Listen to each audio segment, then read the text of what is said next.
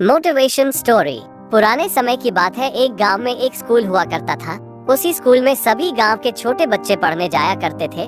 उस स्कूल के जो अध्यापक थे वो बहुत ही पुराने ख्यालात के थे और वो पुरानी विद्याओं के बारे में पढ़ाया करते थे। उनके जो भी शिष्य थे वो सभी उनका आदर सम्मान किया करते थे और साथ ही साथ अगर वो कोई भी कार्य करने के लिए दिया करते थे तो वो उसे किसी भी हाल में पूरा किया करते थे। उसी स्कूल में रमन नाम का एक लड़का शिक्षा प्राप्त कर रहा था। उसकी एक बहुत ही बुरी आदत थी, वो हमेशा सोचता रहता था और ऐसा नहीं था कि वो बुरा सोचता था, वो बहुत ही अच्छा सोचता था, लेकिन वो किसी कार्य को करता नहीं था।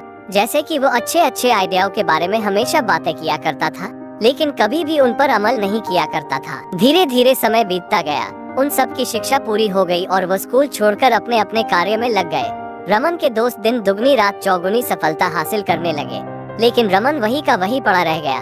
कुछ समय बीत गए, रमन की शादी हो गई और उसके बच्चे भी हो गए। अभी वो जैसे अपनी बाल्यावस्था में अच्छे अच्छे आइडिया सोचता था, बस सोच कर ही छोड़ देता था, वैसा ही करता जा रहा था। जल्दी उसे बुढ़ापा आ गया और वो मरने के कगार पर आ गया। उसने अपनी जीवन की हर एक बातों पर, हर एक घटनाओं पर विचार किया। जब उसने यह विचार किया तो उसने पाया कि वो अपने पूरे जीवन में एक ही गलती किया था और वो गलती था कि वो अच्छे अच्छे आइडिया, अच्छे अच्छे विचारों को सोचता था और बातें भी करता था, लेकिन कभी उस पर अमल नहीं किया, कभी उस पर काम नहीं किया, जिसकी वजह से वो पूरा जीवन असफल रहा।